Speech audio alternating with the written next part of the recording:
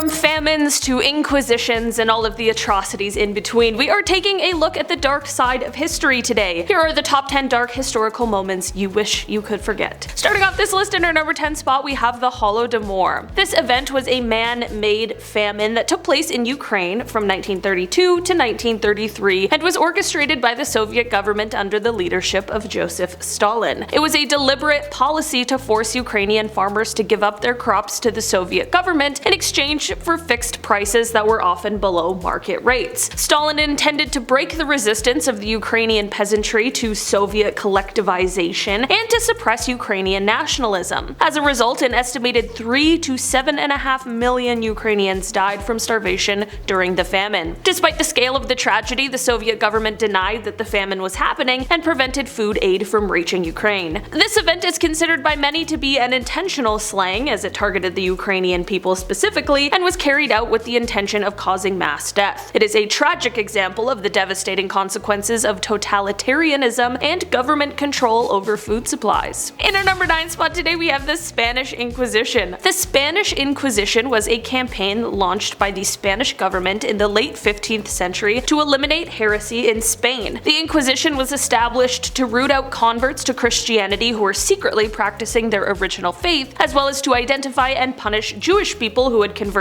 to Christianity but were still suspected of adhering to their original religion. The Inquisition used torment, forced confessions, and executions to suppress what was considered heresy. The Spanish Inquisition continued for over 3 centuries and resulted in the persecution of tens of thousands of people. The exact number of those who were executed or otherwise punished is not known, but it is estimated that at least several thousand people were killed during this time. The Inquisition was a dark period in Spanish history and had a lasting impact on the country's culture and their politics. In our number 8 spot today, we have the Reign of Terror. This was a period of violence and political repression that took place during the French Revolution from 1793 to 1794. It was marked by a series of mass executions of individuals deemed to be enemies of the revolution, as well as the widespread use of terror and intimidation to suppress political opposition. The Reign of Terror was instigated by radical Jacobin faction led by Maximilien Robespierre, who sought to defend the revolution against perceived enemies both within and outside of France. During this time, an estimated 16,000 to 40,000 people were executed, including many who had been prominent supporters of the revolution. The Reign of Terror came to an end in July of 1794 when Robespierre and his closest associates were arrested and executed. The Reign of Terror was quite a dark chapter in French history and left a lasting legacy of fear and violence in the collective memory of the French people. In our number 7 spot today, we have the Trail. The Trail of Blood is a term used to describe a series of killings and human rights violations committed by Brazilian cattle ranchers against indigenous people in the Amazon rainforest in the 1980s and the 1990s. The violence was driven by the expansion of the ranching industry, which required the clearing of large areas of forest for grazing land. Indigenous communities and isolated tribes who lived in these areas were often seen as an obstacle to this expansion and were forcibly removed or killed. Many of the killings were carried out by people who were hired, known as pistoleros, and they operated with the complicity of local government officials. The violence led to the displacement of thousands of indigenous people and the destruction of their traditional way of life. The Trail of Blood has been a major issue in Brazilian politics and has sparked international outrage and calls for greater protection of indigenous rights and the Amazon rainforest. In our number 6 spot today, we have the Great Chinese Famine. This famine was a catastrophic period in Chinese history that lasted from 1958 to 1962 during the leadership of Mao Zedong. The famine was the result of a series of policies including the Great Leap Forward, which aimed to rapidly modernize China's economy and agriculture. These policies resulted in the collectivization of agriculture and the forced requisitioning of crops, which led to a significant decrease in food production. In addition, environmental factors such as floods and droughts only exacerbated the famine. It is estimated that anywhere from 15 to 45 million people died as a result of the famine and related policies, making it one of the deadliest famines in human history. The Chinese government under Mao Zedong denied the existence of the famine and prevented food aid from reaching those in need. The Great Chinese Famine remains a tragic reminder of the devastating impact of misguided government policies on the lives of millions of people. In our number 5 spot today, today we have the wave. On January 15th, 1919 in Boston, there was a huge, massive storage tank that was filled to the brim with molasses. Okay, we're talking about 2.3 million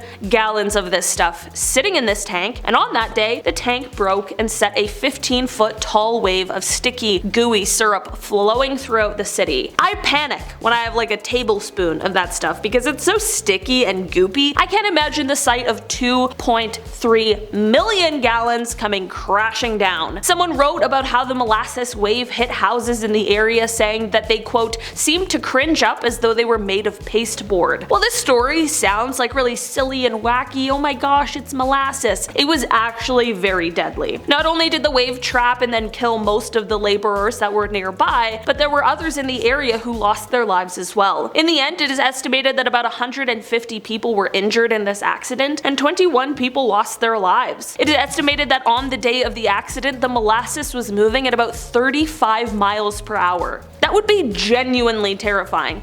You can't run away from it. You can't escape into a house. There's literally nothing you can do except for try and surf this massive wave of molasses. In the end, after a ton of lawsuits, it was decided that the company was to blame for the accident because their inspections of the tank weren't thorough enough. There were about 100 settlements made out of court, and the company ended up paying somewhere from $500,000 to $1 million in the end, which is about $16.1 million in today's money. In our number 4 spot today, we have the Belgian Congo.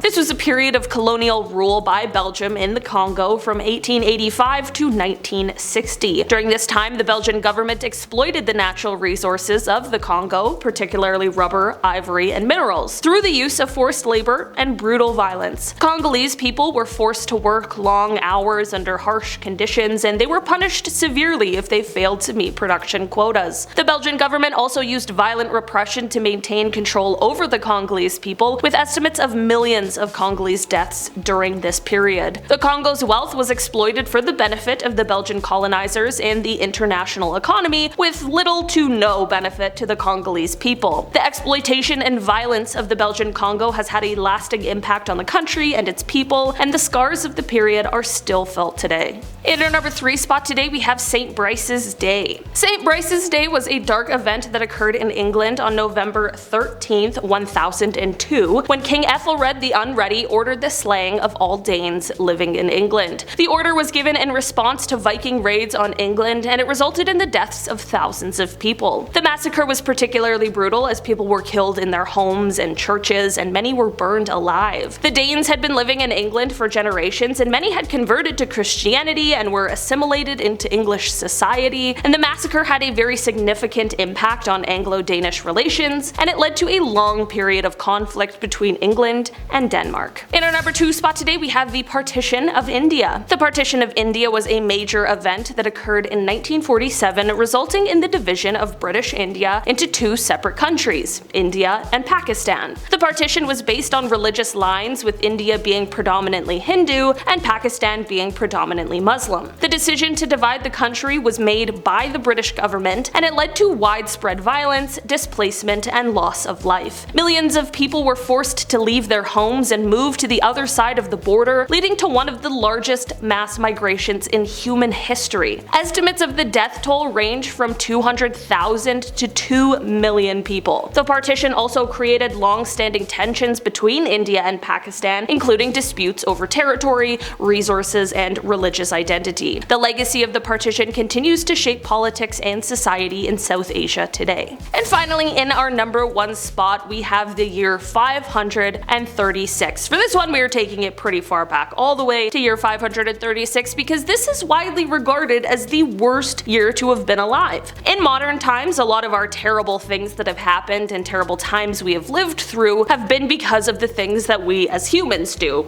as evidenced by all of the horrific things we've talked about so far. This was, of course, still the case in 536 as well, but they faced something much larger in this year that truthfully wasn't anyone's fault at all. In 536, there was one of the worst global famines in human history because there was a lack of sunlight at the time. The Earth used to be a very different place, and during these times there were a series of large volcanic eruptions which sent volcanic ash into the air, thus blocking the light of the sun. This effectively dropped the temperature of the earth, so people had to live in the cold for 18 months, and many people ended up passing away due to starvation, famine, and cold. This, coupled with the brutal conflicts that could be seen in many parts of the world at the time, it totally makes sense that this year would be regarded as one of the worst in all of history. Alright guys, that has been our list for today. Thanks so much for checking it out. I've been your host today, Olivia Kozlowski, and I will see you again soon. Bye! Estimates of the death toll range from